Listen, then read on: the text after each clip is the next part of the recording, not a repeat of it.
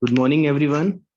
It is your English class, and today we are going to study our next chapter, that is pronouns, means chapter number 5. So, half part of this chapter we studied in our previous class. So, by the page number 37, we have studied, and now we have come on the page number 38. Right? Omission of the relative pronouns. From here, we need to start. Just take a quick revision, whatever we have studied in our previous class. So first of all, like we studied about what are the pronouns. Let me come back on that page.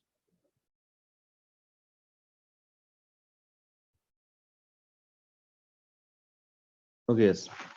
So yesterday we studied this part. So firstly, we understood what are the pronouns. I told you which words are used instead of nouns. Those words are called pronouns, right? So then we studied about how many types of pronouns are there. So we studied there are 9 types of pronoun. First is personal. Personal means like first person, second person, third person, like I, we, you, he, she, it, me, mine. Like these words are called personal pronouns, right? Then we studied about second type of pronoun, that was interrogative, like what, which, whose, by which word we put the questions. Those words are called interrogative pronouns. Then we studied about emphasizing pronouns like myself, yourself, himself, herself. So these words are called emphasizing pronouns. Then distributive pronouns like each, either, neither. These words are distributive pronouns. Then we studied about relative pronouns like when we put any WH word in between the sentence to connect other part of sentence, that is called relative pronouns, right? Like whom, who, which, what. These are also relative pronouns. Then we studied about demonstrative pronouns like this, that, these, those. These words are called demonstrative pronouns, like this is my pen. So this has been used here as a demonstrative pronoun. Reflexive formation is same, like emphasizing myself, yourself, himself, herself. These are the reflexive pronouns. Possessive like mine, yours, his, hers. These words are possessive pronouns which show the possession. Indefinite like some, any, many, much. These words are called the indefinite pronouns, right? So in our previous class, we studied about these all the things. Now we have come on the page number 38. So in this, we are going to study omission of relative pronoun. Omission means like where we can leave the relative pronoun, means like in sentence when we write relative pronoun. So sometime it happens, there is no need to write the relative pronoun. So we need to study about that situation, in which situation we should not write the relative pronoun.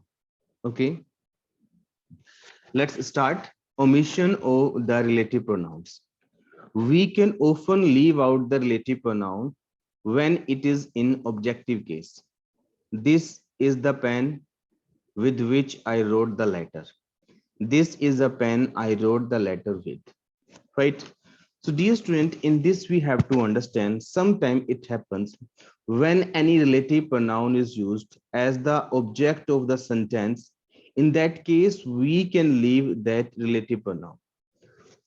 You can see two examples are written here. This is the pen with which I wrote the letter. So which, that's the relative pronoun, and that has been used for asking about object. So that means that has been used for objective case. So objective case relative pronoun we can leave. It's totally up to us. If you want to write, then we can write. Otherwise, if you want to leave that relative pronoun which has been written in objective case, we can leave it. Okay, but first of all we need to understand what is subjective case, what is objective case. I have told you this all the things, but once again I tell you so that everything will be crystal clear in your mind. So dear students, suppose I say that Ram taught Sham. Ram taught Sham. Ram ne Sham ko padhaya. So Ram, we know that Ram is subject and Sham is object, right? which word is used before the verb, that is subject, which which word is used after the verb, that is object. Doer is subject and receiver is object, right? Ram taught Sham. So if I want to know about Ram, so that is so subjective case. And if I want to know about Sham, that is objective case. Suppose I say that who taught Sham? Who taught Sham? Sham को किसने पढ़ाया? So I want to know about the subject. So I will say that who taught Sham. So who, this word has been used here as a subjective case, right? And if I say that whom did Ram teach? Whom did Ram teach? Ram ने किसको पढ़ाया? So whom word we have used here. So whom we have used to come to know about object, means about Sham. So whom word has been used here for object, that it means that is objective case, right? I think you have understood about subjective case and objective case. So these WH words we use for subject and object. And I am saying to you, when relative pronouns, right? When relative pronouns are used for objective case, in that case, you can leave that objective case pronoun, right? This is the pen by, sorry, with which. Second thing, you should also understand that whenever there is a preposition and after that which word is written, that is objective case, that is object of that preposition, right? So which is object of with preposition, so which has been written here for objective case. So we can write the sentence in this way also and in this way also. In this we have skipped the pronoun, relative pronoun, but in this we have written that. And this with preposition will come in the last of that clause. So we need to say this sentence, this is the pen with which I wrote the letter. Or we can also say both sentences are right, this is the pen I wrote the letter with. So which we have skipped in this second sentence. Which is omitted and the position of the preposition with is changed, means position of a preposition with, like with position has been changed, with has come here. Second sentence, the man about whom you are inquiring is a friend of mine. So whom you are inquiring, whom, we know that this word has been used as an objective case. So we can leave the objective case pronoun, is totally up to our desire. So we can say that the man you are inquiring about. So this about word has come in the last part of this clause. So this is a clause, whom you are inquiring, about whom you are inquiring. By inquiring, this clause has ended. So we need to put about here. So the man you are inquiring about is a friend of mine. Whom is omitted and the position of preposition about is changed. Next, where have you parked the car by which you came? So where have you parked the car you came by? So which word we have omitted, because that is relative pronoun and that is objective case pronoun, right? So dear students, next part is written, which is omitted and the position of the preposition by is changed. Same thing I have told you, right? So dear students, now please come on the next exercise, exercise number 7. Rewrite these sentences, omitting the relative pronouns and putting the preposition in its proper position. So in this sentence, we have to omit the relative pronoun, but condition is that that relative pronoun should be in objective case of that clause. If that is in objective case, then we can omit, we can skip, okay? Otherwise not, right? So okay, let's do first sentence. The lady to whom you were talking is the principal of our school. The lady to whom. So whom word, we know that has been used here as a relative pronoun, but that is in objective case. So we can omit this whom word. So we can say that the lady you were talking to. The lady you were talking to. To will come in the last part of the clause. So to whom you were talking. Now this clause has been ended here, right? So then we can write here the lady you were talking to is the principal of our school, right? Next sentence, are these the paintings to which you were referring? Are these the paintings to which you were referring? So this sentence we can say that, are these the paintings you were referring to? Are these the paintings you were referring to? So dear students, in this way you have to do these exercises. Come on, the sentence number 3. Is this the flight by which your cousin is arriving? So we can say this sentence, is this the flight your cousin is arriving by? Right? So 3 sentences I have told you, and rest of you should try by yourself, and soon I'll send the answer key, then you can match your answers. Okay. Now please come on the I point.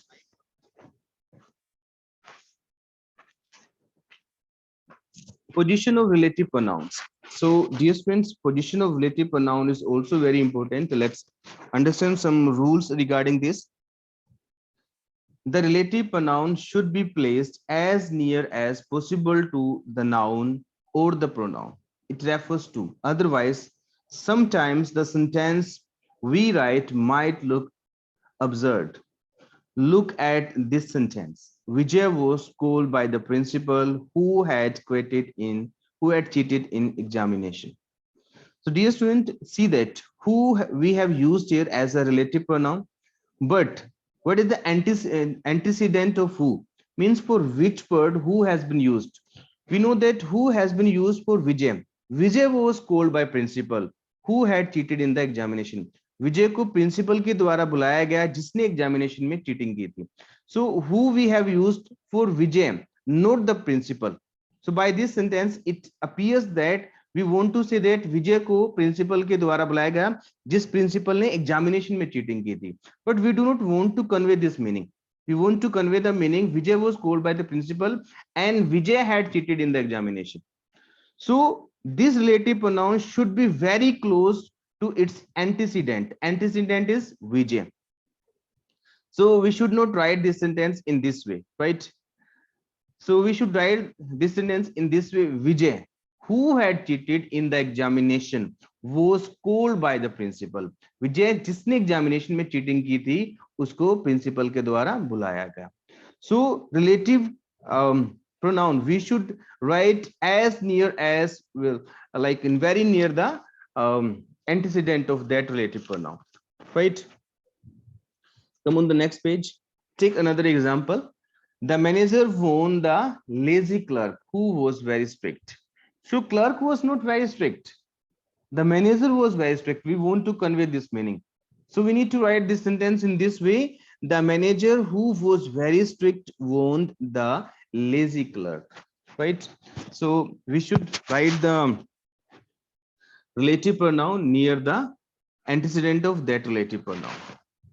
Now please come on to exercise number 8. These sentences look absurd because the relative pronouns are not placed correctly. Rewrite them to make them meaningful. So same mistakes are done in these all the sentences. You need to write, you need to rewrite these sentences. Okay. So first sentence is that the shopkeeper welcomed Mrs. San, who was a very courteous man. So Mrs. San was not a man. So we know that this relative pronoun has been used for the shopkeeper. So we need to write this sentence. The shopkeeper, who was a very courteous man, welcomed Mrs. San, right? Next sentence, the child, which was very heavy, could not lift the box. So we know that which we can't use for a person means for a child.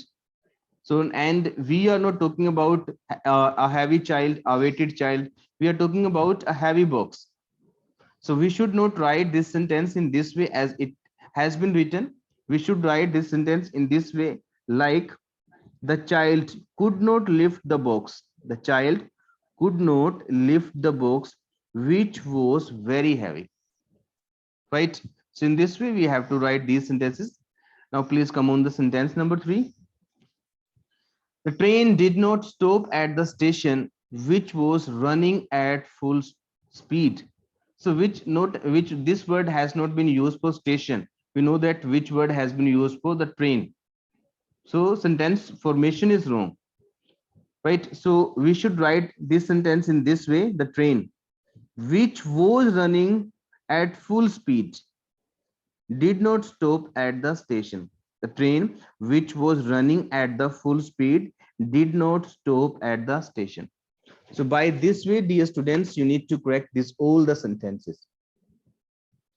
Now please come on the next point, J point, joining sentences with relative pronouns. We can use relative pronouns to join sentences.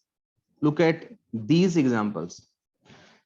I have found the purse, I had lost it. So this, like these two sentences, we can connect together.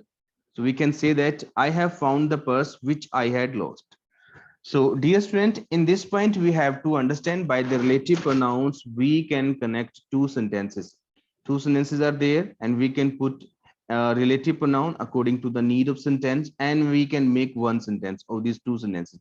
Like I have found the purse, मुझे purse मिल गया है. I had lost it, मैंने इसे खोया था. So these two sentences we can say in one sentence with the help of relative pronoun. I have found the purse which I had lost. मुझे वो purse मिल गया है जो मैंने गवा दिया था, जो मेरा गुम हो गया था, right? Second, an old lady looked after the child. I know the lady. Two sentences are written there. So we can say that the old lady whom I know looked after the child. Or we can also say, I know the old lady who looked after the child. Okay, it's up to us how we want to use, we can use. Now, according to this understanding, dear students, you have to do exercise number 9. Let's read this. Sunil Khanna has been selected to lead the Indian A team. He is an old student of our school. So two sentences are written here. We want to make them one sentence with the help of relative pronoun. So we can say that Sunil Khanna, who is an old student of our school. Sunil Khanna, who is an old student of our school, has been selected to lead the India A team. Right? Second sentence, I met a woman at the conference. She just phoned. Two sentences are written here. So we can say this sentence, the woman whom you met at the conference just phoned.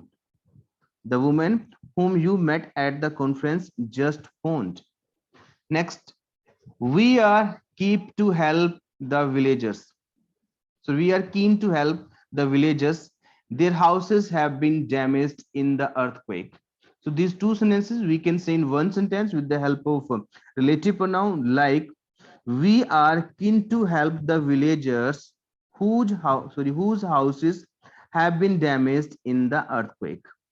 We are keen to help the villagers whose houses have been damaged in the earthquake. So dear students, in this way you have to solve this exercise, right? Now please come on the next part, next chapter. This chapter has been completed. So let's come on the next chapter, that is verbs. So now we are going to understand about the verbs, defining a verbs. A verb denotes an action or being or possession. Like the guard showed the green flag, action. Jaya hit the ball hard, action. Madhu is intelligent, being. Dawkins was a great storyteller, being. I have a beautiful diary, possession. A cow has 4 legs, possession. So dear student, here we have to understand about the verb. What are the verbs? So verbs are those words which express any action, any being or any possession. ऐसा word जो किसी काम के करने को दिखाता हो, होना दिखाता हो या possession दिखाता हो, we say that word a verb, right? Suppose I say that I play cricket. I play cricket. So play is a verb in this sentence because this word shows the action. I play cricket. मैं कुछ करता हूँ, क्या करता हूँ? खेलता हूँ. Means in which we show some action. That is action word, that is verb. And secondly, in which we show being यानी कि होना दिखाता हूं, like I say that I am a teacher, you are a student. तो आप कुछ कर नहीं रहे हो इस सेंटेंस के according, right? You just show that what you are, being होना दिखाते हो। आई एम ए टीचर, मैं क्या हूं, एक टीचर हूं। You are a student, you, आप क्या हो, एक स्टूडेंट हो। तो जो वर्ड होना दिखाए, like be, is, am, are, was पर, this all the verbs are example of being. Third, possession, in which we show our possession, जिसमें हम किसी चीज पे अपना अधिकार शो करें, like I have a beautiful diary, I have a pen, I have two laptops, I have one bike. So these have word means I want to say basically about have. Have shows the possession. So we have to understand about three things, like verb we say to those words in which we get sense of action, being, or possession. Those words are called verb, right? Second point, transitive, intransitive, and incomplete verb. Now, dear students, our verbs are divided further into three parts. One is transitive, second is intransitive, and third is incomplete verb. Like a verb that require an object to complete its meaning is called transitive verb. The patient needs medicine. Medicine is the object of verb needs. This object is necessary to complete the meaning of the patient needs, right? Second, a verb that does not require an object to complete its meaning but has a complete meaning by itself is called an intransitive verb. Like the child smiled. The verb smile does not need an object to complete its meaning. Third, verbs like be, is, am, are, was, were, will be, shall be, become, appear, seem, look are incomplete verbs. They need complements to complete their meaning. The teacher is intelligent. The word intelligent is needed to complete its meaning, right? So dear students, ultimately we have to understand 3 points: transitive, intransitive, and incomplete verbs. So those verbs are transitive. For them, there is a need of any object. Like if I say that I play, I'm not giving the complete meaning. I play, what do I play? I play cricket. So play verb need an object. Then it willing, then it meaning will be completed, right? So if I say play, play is transitive verb, like, right? If I say I teach, the sentence is incomplete. We need an object. I teach English. So teach is transitive verb because after that there is a need of putting any object. I teach to the students. So teachers also transitive verb, right? If I say I smiled, right? I danced, I laughed. So I smiled. There is no need to put any object. So when there is a no need to put any object with after the verb and the sentence is completed, so that verb is called intransitive, right? If I say I laugh, there is a no need to put any object after that. So laugh is intransitive verb. If I say I play, there is a need of putting any object. I play what? I play cricket. I teach what? I teach English, right? So when there is a need of putting any object, that is transitive verb. When there is a no need to put any verb, those verbs are called intransitive, right? And third point, some verbs are called incomplete verbs. Incomplete verbs because after that there is a no need to put any object, but any word we have to put to complete that verb. Like if I say I am. So in am there is a no action. I'm not showing any action. I'm saying that I am what I am. I am a teacher. Okay. In incomplete verbs there is no action. कोई काम नहीं करते हम. If I say I smile, so I'm doing something. If I say I play, so I'm doing something. But if I say I am a teacher, I'm not doing anything in this. Just I'm showing being. मैं होना show कर रहा हूँ. So these verbs like is, am, are, was, were, will be, shall be, become, appear, seem, look. These words are incomplete verbs, and we have to put any word after that. Those words are called complements of those verbs. Like if I say The teacher is intelligent. So is incomplete verb, and intelligent is complement. Complement means पूरक, पूरा करने वाला, उस sentence को पूरा करने वाला part. The teacher is intelligent, right? So three types of verbs are there: transitive, intransitive, and incomplete verbs. Now let's understand about direct and indirect objects. Okay. Direct and indirect objects. Transitive verbs can have two types of object: direct and indirect object. So this point we have come to know that whenever we write any transitive verb, so we have to write the object of that transitive verb. And this object can be of two types. One is direct object, second is indirect object. Let's talk about first direct object. A noun or a pronoun that directly receives the action denoted by the verb in a sentence is called direct object. Indirect object.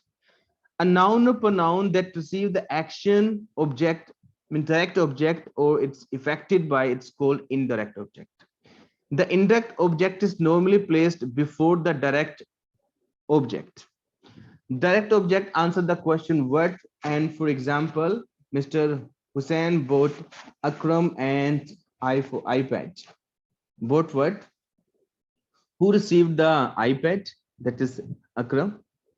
So dear friends, the simple thing we have to understand, object we have to put after the transitive verb, and objects can be of two types, direct and indirect.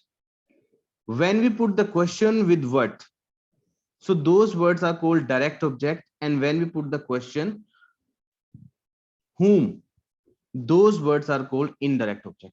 And and in more simple words, if you want to understand, then you can understand when our object is non-living things, those are called direct object. When our object is living things, those are called indirect objects. Suppose I say that I gave him a letter. I gave him. So I subject, gave verb, him and a letter. These two words are objects. Him is indirect object because the him is living thing and a letter is non-living thing, that is direct object. Okay, this sentence also we can write in this way also. I gave a letter to him, or we can say this sentence in this way also. I gave him a letter. We can say I gave a letter to him. So both way we can say that. Okay.